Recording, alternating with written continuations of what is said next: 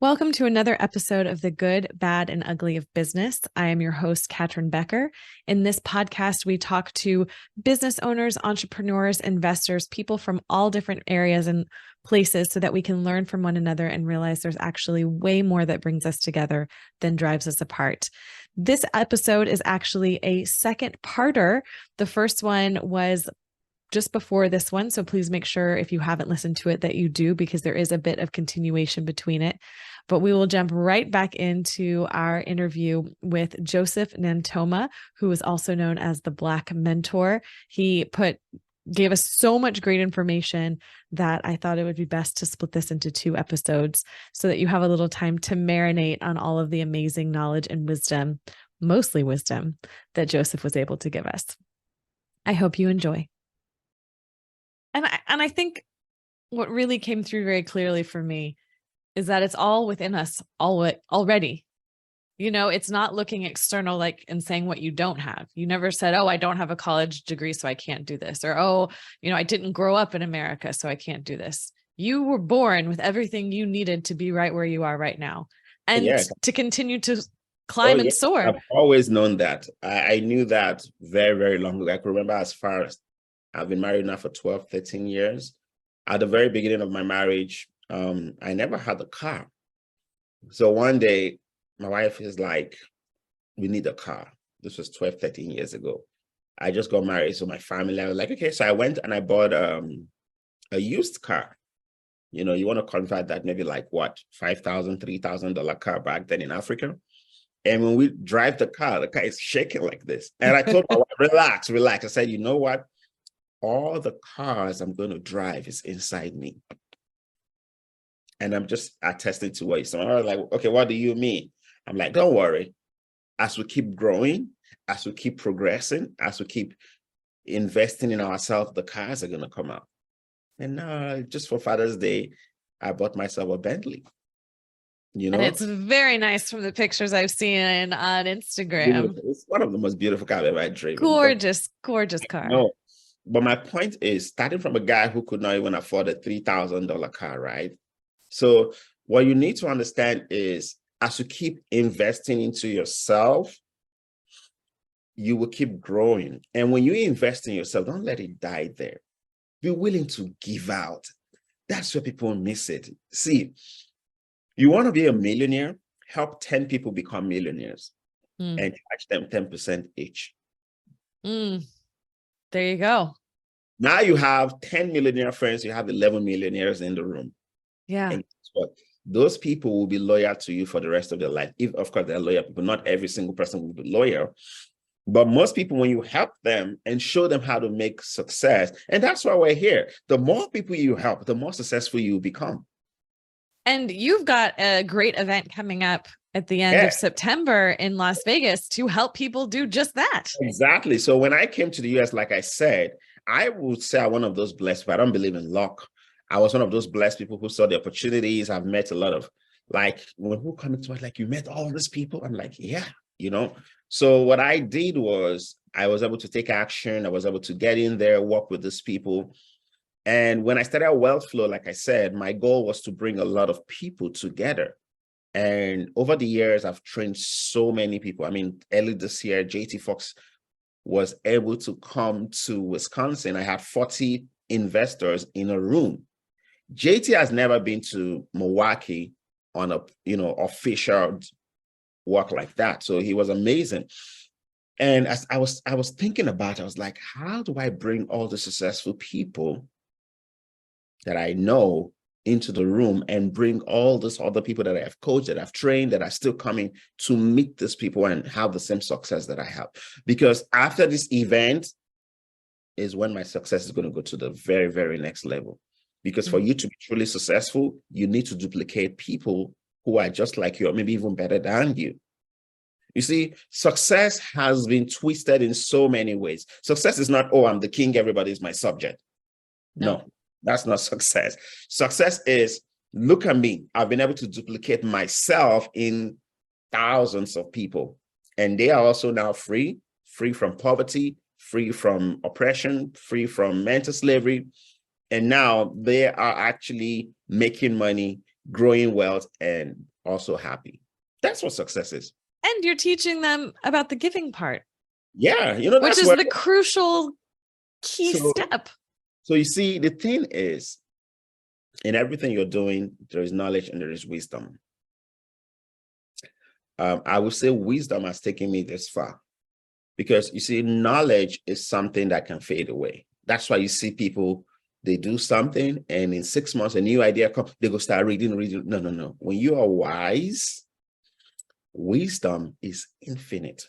Knowledge is something you have to keep on updating. That's why a lot of people miss it. A lot of people out there, rich, just a few people wise, right? So when you are wise, you understand and you go for what lasts long. Giving will never fade away.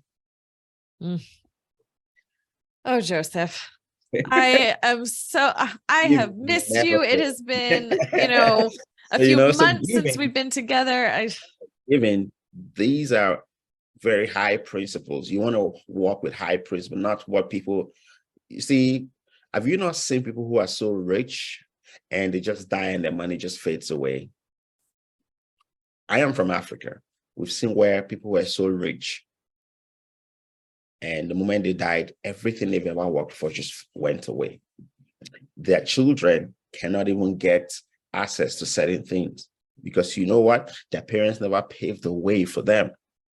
But I can tell you, not that my kids are going to go around looking for handouts or anything like that. But I can tell you the reason why I do the things that I do. If there is any day my daughters knock on the door and they're like, "Are you the daughter of Joseph Nantomah?" Oh yeah, come on in. That is what wisdom is about. It's not about me. I'm the king. I'm this. No, you're not an emperor. One day, believe it or not, your heart is going to stop working. My heart is going to stop working. Then what next? Yeah. You have to be able to leave this legacy and leave things behind, leave people better than you meet them so they can carry your name. And I used to joke around with them. I tell my wife, I said, one day, when I finally retired and I have my huge mansion, I just want a huge portrait, 6-10 foot in front of my house. That's all I want. When people walk in there, I want them to be like, "Oh my God, who is this guy with this giant portrait?" And my story begins again. They're like, "Oh, doctor." And when I was saying that, I never knew I was going to be a doctor. And I'm going to talk about that doctor story, how I became a doctor.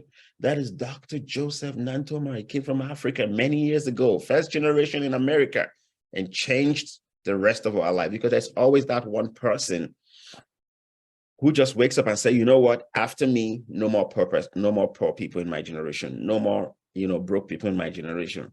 So in January, I was invited as a special guest to a White House initiative program in New York. It's a capacity community development program, CCD.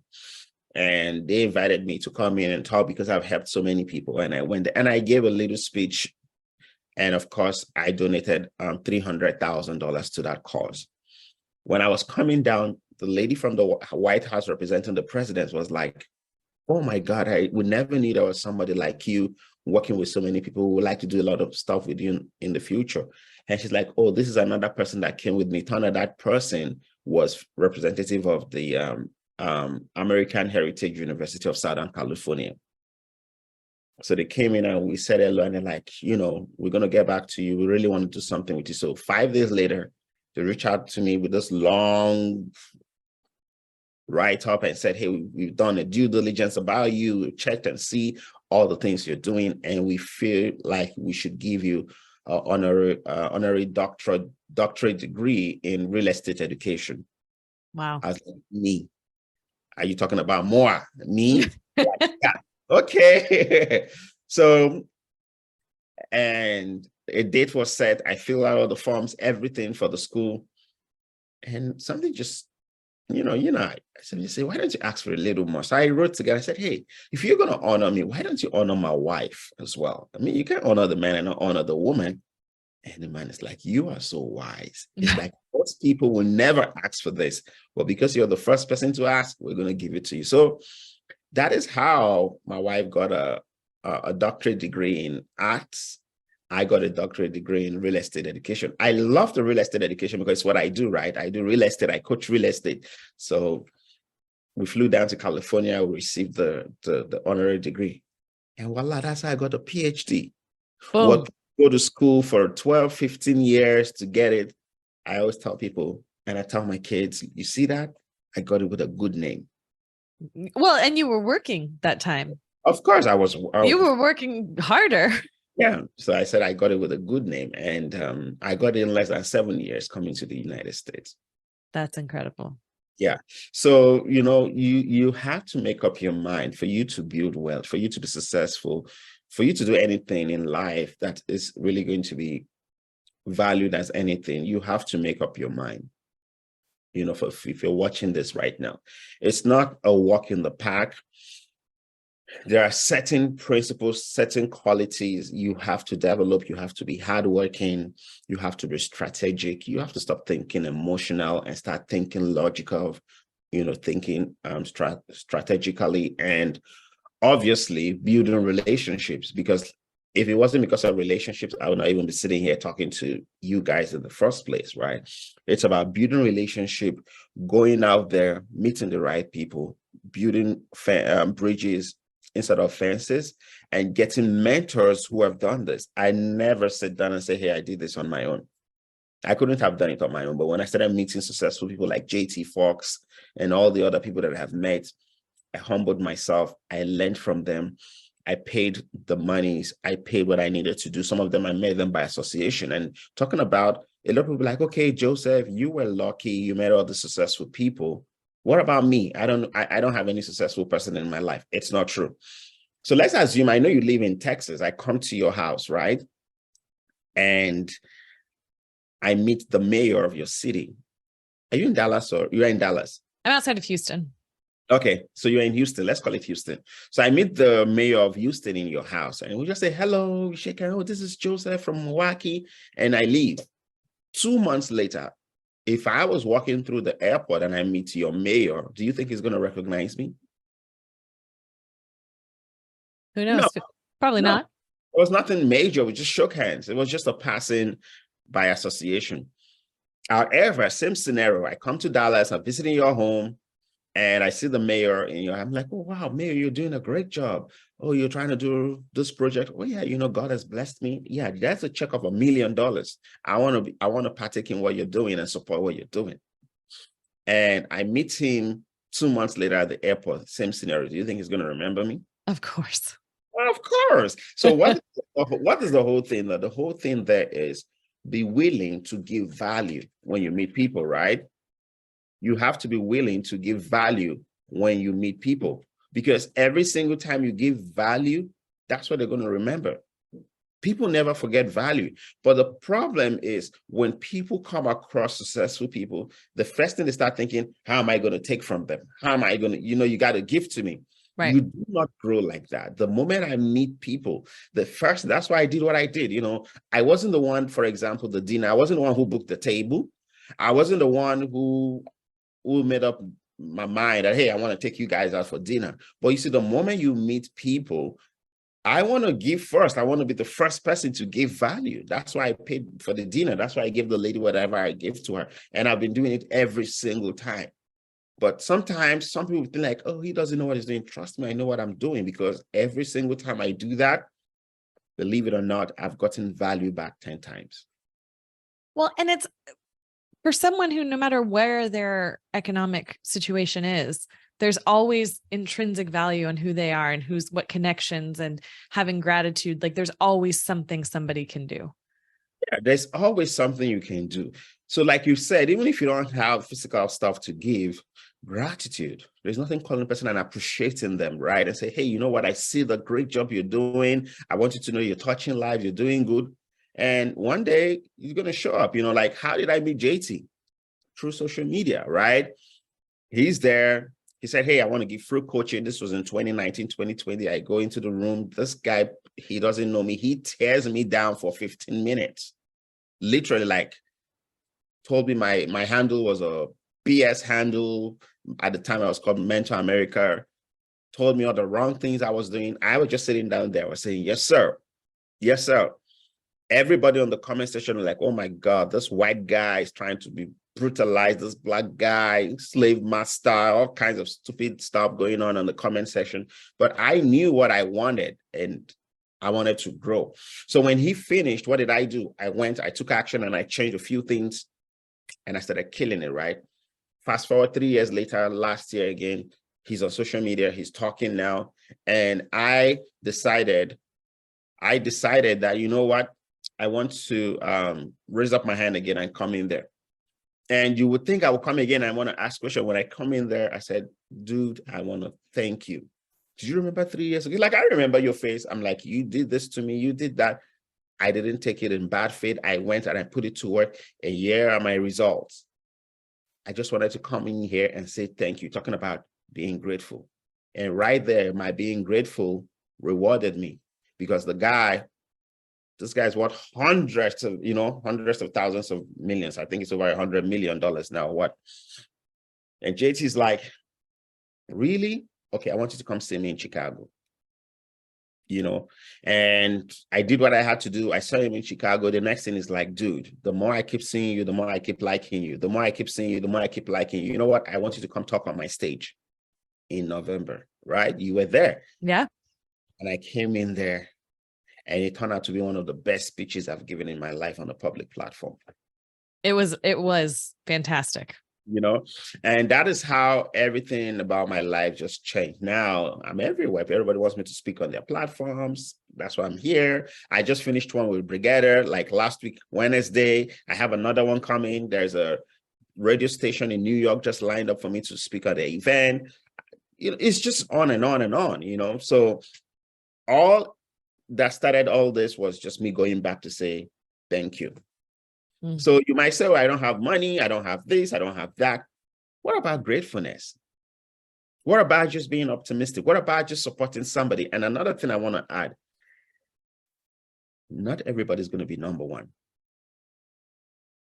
You have to be okay being number two sometimes. I always give this scenario. I'm like, the vice president of the United States. Do you think she's suffering right now? She probably has, maid, servants, security, whatever, but she's not the president. But guess what? That woman is not suffering. That's such a good point. She's just there to push the agenda of the president. Forget politics. I'm not talking about politics. I'm talking about the office now. Yeah, the position. The position. So sometimes you don't have to be number one to be comfortable. Just be number two, push somebody, make somebody look good, and you will be fine. Again, wisdom. So much wisdom. so much wisdom. Everybody wants to be number one. You see, the moment you start fighting for that number one, you're losing certain things. You're losing friendship. You're losing collaboration. You're losing all the things that will give you peace of mind. So where I am, when I see people doing better than me, I push them. I elevate them. I let them shine. Shine is your time. You can shine all you want, because I know that seed that I'm planting one day is going to get to my turn, and somebody's going to also push me there. But the moment you start standing, you want to tear somebody down, you want to pull somebody down, you don't want to talk good about them. People make mistakes, right? People are watching you from behind. They're like, okay, look, this is how he's treating them, right? Even at home, the way you handle things. Like when I'm talking to my children, my wife is like, you've seen me how I deal with my children. Like, She's like, you respect these children too much. She said, you're a white man in a black man's skin. And I tell them, I'm training them how to handle other people. You treat people with respect, they'll treat you back with respect. It doesn't matter whether you're kids. Is there anything like a small spirit? There's not like a small spirit. A spirit is a spirit. So whatever you're teaching them, it's getting there. They're seeing how you're handling them, how you're doing things. When they go out, that's how they're going to handle people. Right. Because how you do one thing is how you do everything. It's how you do everything. So some people feel like, because it's respectful, you're tolerant, you're weak. That is my greatest strength. Yes. And I talk to, my clients all the time about, vulnerability is such a big thing. Yes. That it is seen as this type of weakness. It's not. And It's it's such an interesting dynamic between control and surrender, because exactly. it takes more control to surrender control than it does to You withstand know, it. and I said it with all pride and happiness and joy and fulfillment. I haven't known JT for almost a year, but I can tell you I'm one of the closest people to JT. Oh, have you seen where JT and I play? We play like kids. We roll on the floor. Literally, I'm telling you, we were in on my private jet pitch in Las Vegas 3 months ago, 2 months ago. And we came back and we're in the limo. We finished everything. And JT, I don't know how JT started just tickling me, and I was rolling on the floor in the limo. We were all over the ground everywhere. So there was a lady that Oh my gosh, I have such a mental image. so there was a lady who came for the event, and after I was like, "What did you learn from this event?" She's like, "Yes, we saw multi-million-dollar transactions. We saw this. We ate with celebrity chefs and all that." She said, "But what really struck me was, look at these two rich people playing like a kid in the car." And she's like, "I don't have anything, and I'm so serious. Like, I'm going to die of a heart attack." Mm. So you never know what is going to touch people. So every single time, just be yourself, come with all your heart, with love. That was what the lady took away. She's like, "Look at you and JT's playing and you were rolling, literally rolling on the floor." Like, that was something. I was like, okay, I never even thought about it like that. We're just playing. You just were being yourselves. Ourselves. So whenever I see JT, that's how we play. But you know what? I think I got there very fast with JT because I just respect the man. He's paid his dues. I respect him. He knows love is an energy. If somebody loves you, you would know. If somebody hates you, you would know. Without even. So the guy knows the people who love him. He knows people are going to be there. Now, am I a perfect person? No, don't get me wrong. I'm not saying I'm a perfect person, but I'm telling you I'm a good person, right? Like if I got your back, I got your back. You know what I'm saying? And I know you understand it because your husband is in the military. If I got your back, oh yes, I got your back, Yeah. And I don't have time for all the games and politics and all that goes on. I'm just in the midst of people. I don't have any angle. I'm just there to love on people. And I leave because when I leave, God forbid, if I fall down and die, I want to make sure that I left a good, great memory as my last contact or connection with you. And that's how I see life every single day. And I leave it like that every single day, one day at a time, do the right thing. And before you know what's happening, is it business, is it relationship, whatever it is, it's just going to flourish. And yet again, another amazing reminder to everyone that it doesn't matter about your bank account. No, it to doesn't. leave everyone with a great impression. And just like, I feel like that's something that everybody can do, is just giving somebody their time and attention and helping them to feel heard and seen, which is all that we really want. And that leaves such an impression as well. I know it's a lot of our impression, somebody was telling me a story of how they flew back to Africa to attend an event there, and she had one of her professors was having an event and just squeezed everything and make sure she attended. She got there and the professor was like, "Whoa, you actually came for my 20th year marriage anniversary from London?" She's like, "Yeah." And she gave him a little gift. It wasn't even expensive. And she left, went back to London. 2 weeks later, the professor was in an accident. And she said, and she took a picture with him. So 2 weeks later, he was a very popular figure. He had an accident, crashed and died. And she was like, imagine, because before she saw him that time, she had not seen him for like 5-6 years. Imagine if she didn't find a way to that event and being nice to the man and actually have that last picture with him. Yeah. You never know when it's all going to end. No, tomorrow is not promised. It's just today. So you want to live your life knowing that today is the day that is given. Tomorrow is not promised. You meet people, you treat them.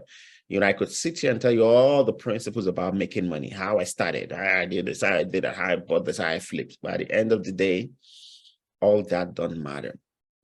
What matters in life is how you treat people, how you make them feel. Finally, when you leave, how you make them feel. When they see you again, how they're going to feel seeing you again. People don't think about that. They just treat people like, oh, he's gone, she's gone. Then when you meet them again, how are you going to feel? Are they going to like, oh, Joseph? Or they're like, okay, there he is again, you know? These are the things that are important to me right now. Joseph, I love you. So, let's get out there, do the right things we're supposed to do, build relationships, build, there's a whole lot of things that can go wrong in your business. But let me tell you, you don't need to focus on all those things. You need to focus on the things that you can control. When you start focusing on the things you can control, those things will start controlling the things you cannot control. Oh, that's going to rattle around in my brain for quite a while. You see, in life, you just control the things you can control. In business, control the things you can control. What do I mean? Show up for meetings, do the little things you can do, whatever. When you start taking care of the things you can control, those things will start controlling the things you cannot control. It's a ripple effect. It's like a chain that you put on a dog's neck. That's how life is. You see, we have grown up to the stage where we started complicating things. Life is not complicated. It's not. You know why? No. Because everything around you has intelligence. Look at the flower at your office. You just have to put the flower in the soil and leave it and give it water. Do you know how it grew? That's so good. Life will always find a way to grow. So you might have challenges here and there. Don't focus on your challenges, because the more you keep focusing on your challenges, anything you focus on expands. Right? And that was this funny thing that The Rock said. He said, you focus on you, you grow. You focus on shit grows. Right? And it sounds funny, but it's clear wisdom. So you don't focus on the things that are going wrong. When things are going wrong, take your eyes away from there. Focus on the things you can control. Absolutely. The moment you stop focusing on things that are going wrong, they will start depreciating. The things that you focus on will start magnifying. I feel like I'm going to have to break this podcast into like 4 different episodes, because there's no way any one person can absorb all of this at once. So that's it. People always come at one time, like, you're going to interview me on a 1 episode for the 5 minutes. Like, this is my whole life. I'm 46. I'm not the oldest guy in the room. But I can tell you, when I walk into the room, I'm not the most knowledgeable person. I am not the most educated person, but I can clearly tell you I'm the most wise person in the room. You know why? Because I pay attention to wisdom. Wisdom is the principal thing. In all that get wisdom. When you get wisdom, you see all those who are running around the whole place, making all this money, they'll bring it to me. All I got to do is be wise, So I focus more on wisdom. I grow more in wisdom. I help people to become wiser. It's not just jumping, running, or I go, no, you have to do things accordingly. You have to do things in a mannerism that really shows that you're a respecter of people's time, a respecter of people themselves, and pretty much just putting things where it should be. It's called putting triangles in triangles and putting squares in squares. You just don't do things because you want to do things. I don't believe in that kind of lifestyle. So yeah, it is what it is. And because wisdom and knowledge, intelligence, like those are very separate things. They're separate. And we like to combine them and use them interchangeably, and they're not. You meet somebody, they're knowledgeable. Yes, they know how to do everything. They're making money. Guess what? We're only for just 45 to 50. What happens when you're 60, when you're 70? It's like, right now they tell you, go, you got to go, you got to go. You still need to do it with wisdom. You have to understand you have one body. The fact they're saying go doesn't mean you don't have to rest. Oh, trust me, I saw it like 2 weeks ago. I woke up one day and half of my body couldn't move. Exactly. And wisdom told me, we told you, you gotta rest. You gotta rest this body. Because you don't want to work to when you're 50 and you have a stroke, and all that money you put together, you're using it for what? For treatment of your body. Right. Is that wisdom? No, To that's get back what you already had for free. for free. You see what I'm saying? So that's Yeah. where people don't get it. So you have to watch your health. You have to put so many things, but it's wisdom that is going to sing that song to you. Now, whether you listen to it or you don't is totally up to you, because Right. nobody forces to do that. So it's very, very important that we understand how the universe, the world that we live is structured. It's not just everybody who's jumping around has a social media platform that I listen to. Okay. There are people, yeah, they teach you how to make money, but success is predictable. Doom is also predictable. The way it's going. How many people are we seeing that built and built and at the end of the day, everything just scattered away like dust? There are many of them in America. There are many of them in Africa. You know them. Yeah. It started like everybody's like, this is the shiny thing. And at the end of the day, nothing happened. So real success is what you build over a period of time. And when you finally leave this planet, you can pass not just only money, you pass legacy, and you pass a lot of information to people. That's what true wisdom is.